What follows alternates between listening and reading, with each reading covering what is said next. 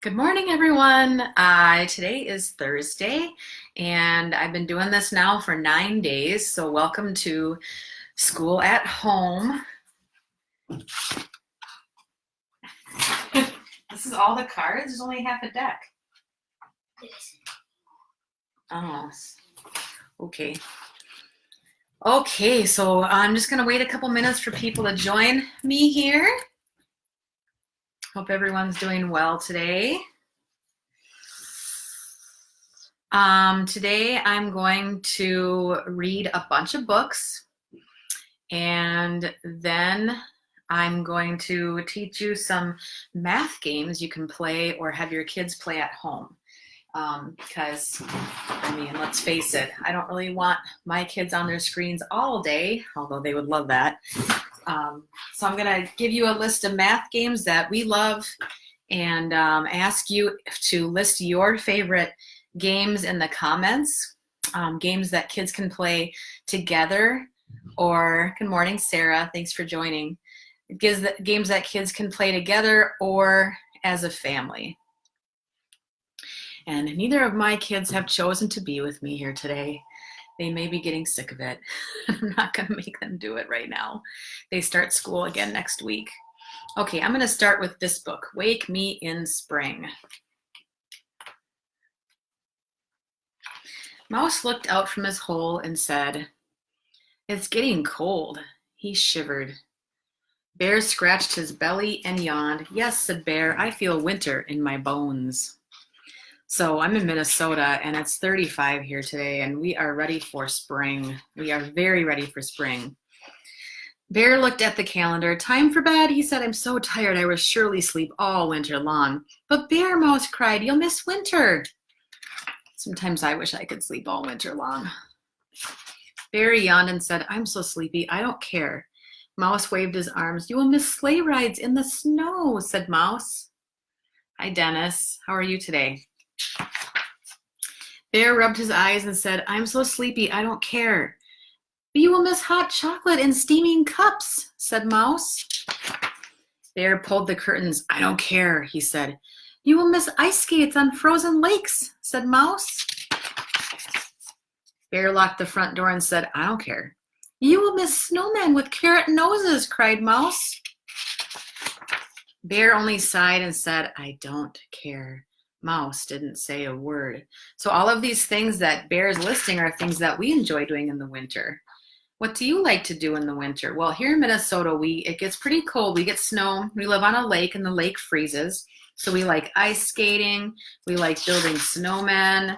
We like the hot chocolate. We like sledding. Finally, in a soft voice, Mouse said, "And I will miss you." Bear looked into Mouse's watery eyes. Bear said, "Mouse, I will not miss sleigh rides in the snow, hot chocolate in steaming cups, ice skates on frozen lakes, or even snowmen with carrot noses. But I will miss you. I will miss you very much." Bear bent down and gave his friend the kind of hug that bears give best. A hug that lasts all winter. "My little friend," Bear explained, "please understand, a bear needs to sleep all winter long." Mouse sniffed and blew his nose. Kerhonk. Bear brushed his teeth and said, "Mouse, I feel winter in my bones. Please wake me in spring when the flowers bloom and the birds sing." Mouse tucked Bear into bed and whispered, "Good night, Bear. Sleep tight. I'll see you in spring when flowers bloom and best friends sing." Do you wish you could sleep all winter long? My kids love winter, but my husband and I, sometimes, you know what? We like winter in December, but then by February, we're ready to move on. We're ready for spring. Okay, so this book is written by a good friend of mine named Katie Savage, and it's called Not Especially Special. And this is a wonderful story about finding the ways that you can be special even when you don't feel like you are. The birds were on their way, and my, were there a lot of them. Tall ones, small ones, fancy ones, prancy ones, loud ones, proud ones, working the crowd ones. They were all in a hurry. The rain was beginning. But the dove did not feel ready to go. There must be a mistake, she said, for I'm really quite ordinary. And it was true. She did not feel special at all. Maybe if I'm more beautiful, she thought, perhaps the parrot can help. She found the parrot at the watering hole, surrounded by hankering hawks and fascinated falcons. Hello, said the parrot. I haven't seen you in quite a while. I'd like to look more like you, said the dove. Maybe then I will be special. So the parrot set to work, making some dye from berries and barks. She smothered it all over the dove, covering every inch with yellows, magentas, and sunset oranges. When the parrot was finished, the dove looked at her reflection in the water. Ah! Everyone was speechless, even the mockingbird. Oh, squawked the parrot, I guess you'll never look exactly like me. Maybe God has something different for you. Perhaps what she needed was a remarkable talent. So through thick branches and bright green leaves, up and over, around and through, in one of the highest perches, the dove found the bird she was looking for. It was the songbird. He was patching holes in his worn-out umbrella, whistling while he worked. You sing a beautiful song, but how does such a big sound come from such a tiny bird? The dove asked. I just fill my lungs with air and whistle, trilled the songbird. I'd like to sound like you. The dove sucked in her breath and let out a low, sad-sounding noise. Are you okay? Asked the songbird. I must need more practice. So the dove and the songbird whistled a strange duet in the tops of the trees. The other animals did not stop to listen. Instead, the elephant with his trunk and the kangaroo with her pouch hurried by, avoiding puddles. Here they are down here. There's a whole line of animals going somewhere. This isn't working, sang the songbird, who was used to having an appreciative audience of tree snakes and squirrels. Maybe singing sweet songs is not your gift. Maybe God has something different for you.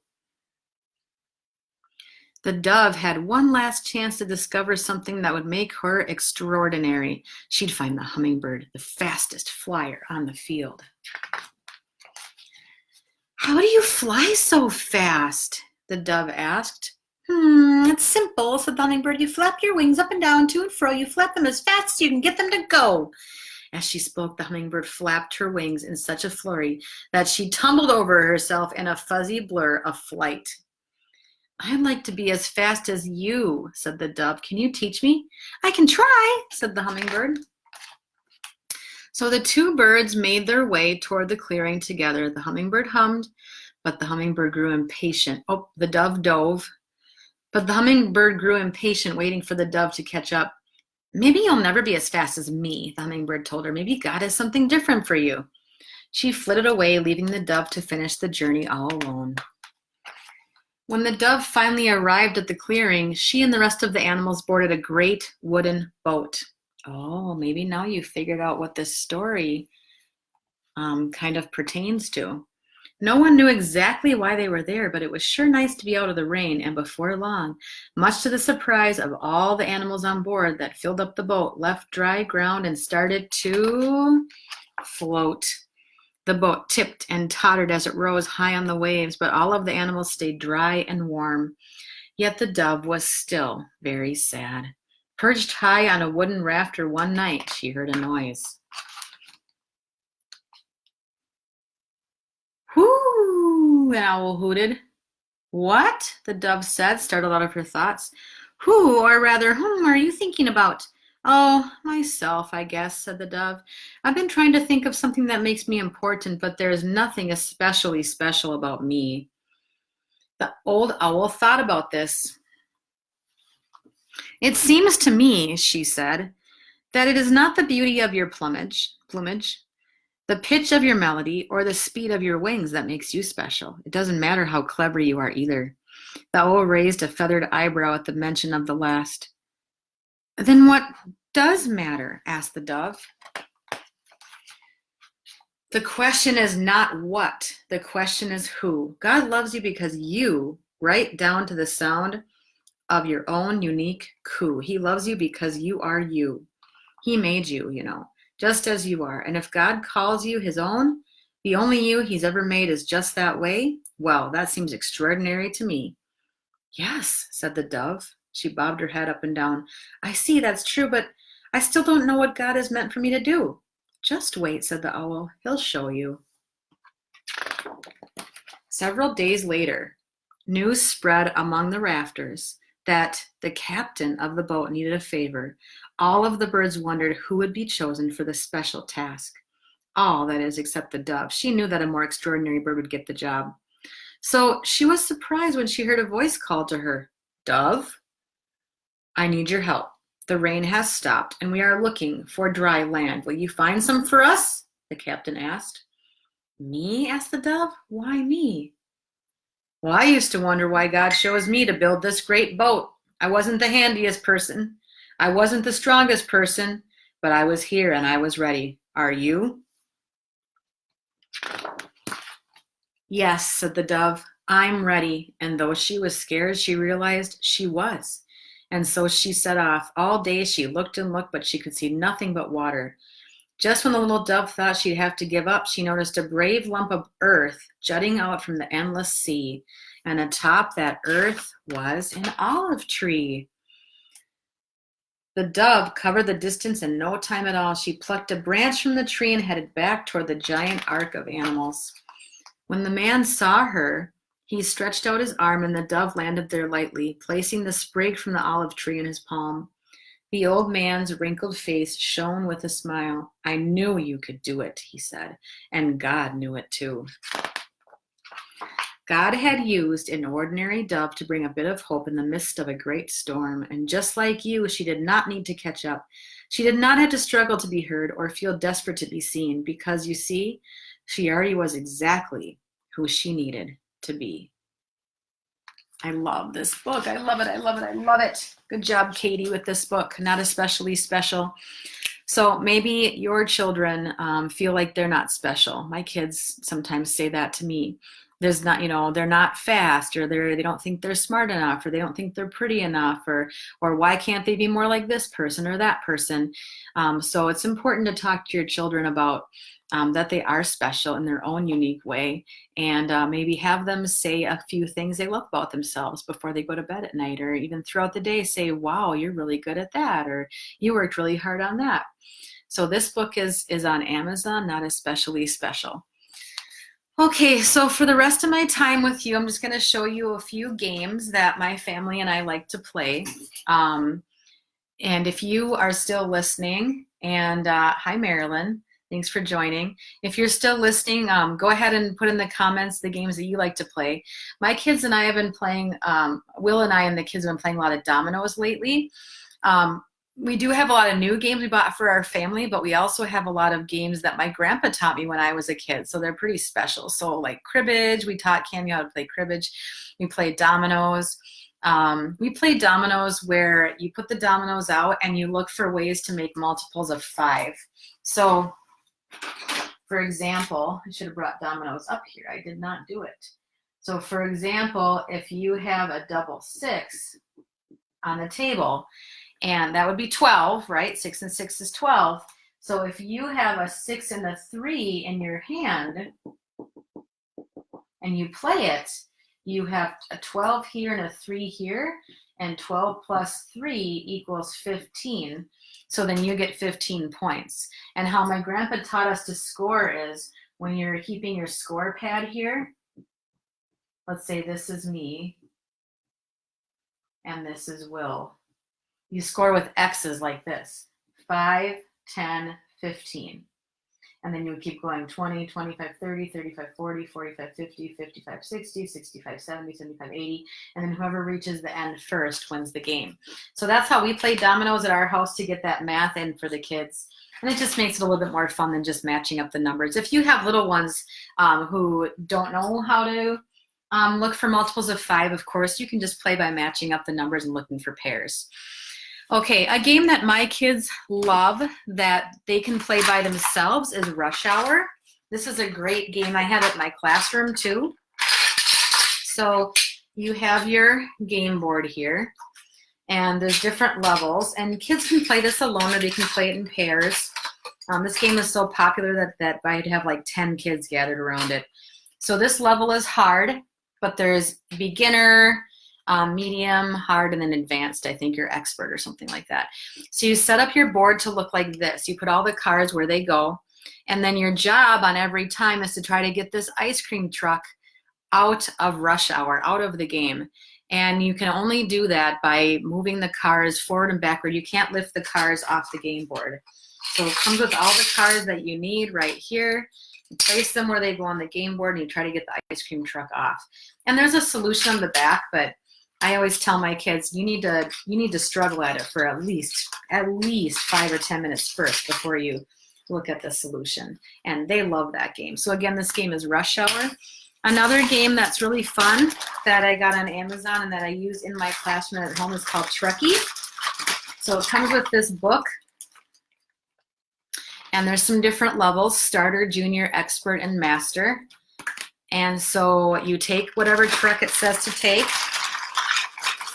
So this one says you need the yellow truck. So here it is. And then you take the pieces that it says to take. So this one says I need this piece, and I need this piece. And then you have to try to get those two pieces in this truck, and they can't go over the top. So like you can't do this and that because this is sticking out. So you just kind of, like that wouldn't work. You just kind of keep working it until you can figure out how it's done. And this is the solution to this one. There's nothing sticking out. So those Truckee and Rush Hour are two great games for any age. Even my husband and I do this for fun sometimes, because the expert ones are very challenging. If you're like, well, I don't want to buy any new games, you already have enough stuff, you can play lots of games with a simple deck of cards. So for your younger kids, of course, Go Fish, Memory, what else is there? War. A game that I play with the kids in my classroom is called Top It. So what you do is you turn over everybody gets 2 cards, you add them together. You can also do subtraction, multiplication for your older kids.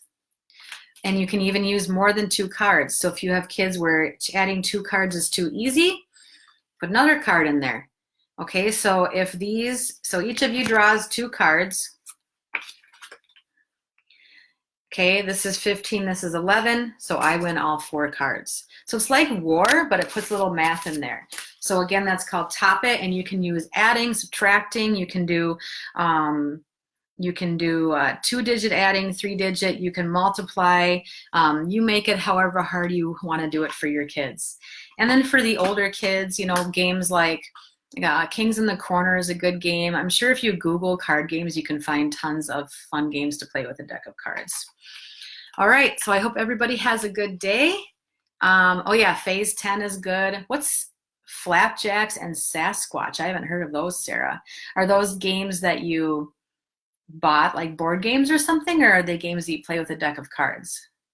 I'll have to look that up. So Flapjacks and Sasquatch. Sasquatch. They both sound like fun games just by the titles themselves. Okay, thanks everybody. Have a great day, and I will see you tomorrow here at 10 o'clock.